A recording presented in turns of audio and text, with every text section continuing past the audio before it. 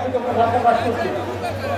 আমরা ধন্যবাদ জানাই বাংলাদেশ জাতীয়তাবাদী দল ময়মনসিংহ সাধারণ সম্পাদক ও কৃষকবন্ধু রাজনীতির সংসদের সভাপতি আমাদের সকলের প্রিয় নেতা জনাব ফজলুল আলমকে, যিনি বিগত সরকার সরকারের আমলে বারবার কারাবরণ করছেন, নির্যাতন নিপীড়নের শিকার হয়ে যারা তিনি নেতৃত্ব হত্যা করে রাষ্ট্র বিশাল দায়িত্ব পালন করেছেন, যারা সুযোগ্য নেতৃত্ব বিগত দিনের সফল আন্দোলন সংগ্রামে ঠিক সদস্যকে শক্তি হয়ে ব্যবহার করেছেন।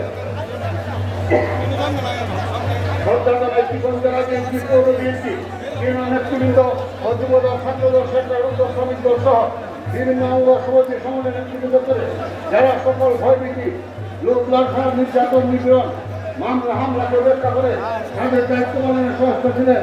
বিএনপি যুবদল ছাত্রদল শ্রমিক দল স্বেচ্ছাসেবক সহ অসংখ্য জেল নির্যাতন নিপীড়নের শিকার হয়েছেন, যাদের নাম সমাজ সফলতার জন্য সমাজ সেবা সফল হবে সেই জন্য আমরা মনে করছি।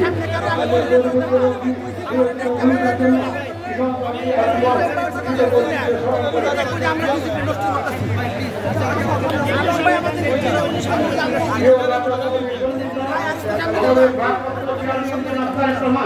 বিভিন্ন সময় আমাদের নেতা কর্মীদের উদ্দেশ্যে বাংলাদেশ জাতীয়তাবাদী দলের নেতা কর্মীদের সরকার কর্মী ইঙ্গিত দিয়েছে আগামী দিনে দেশের স্বাধীনতা সার্বভৌমত্ব গণতন্ত্রকে বিপন্ন করার জন্য এক অদৃশ্য শক্তির আবির্ভাব ইতিমধ্যে পরিণত হচ্ছে।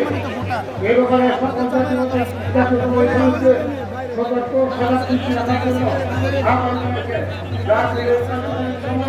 জাতীয়তাবাদী আদর্শে সকল শরীরের সততা আন্তরিকতার পরিবেশকে স্বাভাবিক রাখার জন্য সকল পর্যায়ের নেতা কর্মীদের প্রতি সকলে অনুরোধ জানাচ্ছি। অন্তর্বর্তীকালীন সময়কে অতিক্রম করার জন্য আমাদের সকলকে ধৈর্য ও সংগ্রামের পরিচালনার আহ্বান জানাচ্ছি। সংগ্রামের ছাত্র বন্ধুগণ,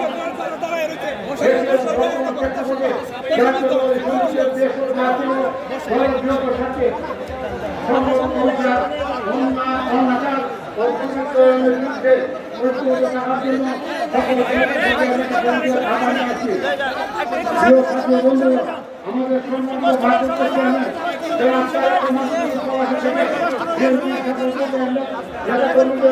সংগঠিত করে একত্রিত হওয়ার আলোকে একটি স্বাধীন সামরিক সমৃদ্ধ বাংলাদেশ বিনির্মাণের যে স্বপ্ন দেখছেন, সকল অপশক্তির বিরুদ্ধে ঐক্যবদ্ধ থাকাকে আহ্বান জানিয়েছেন। তার প্রতি শ্রদ্ধা রেখে আশীর্বাদ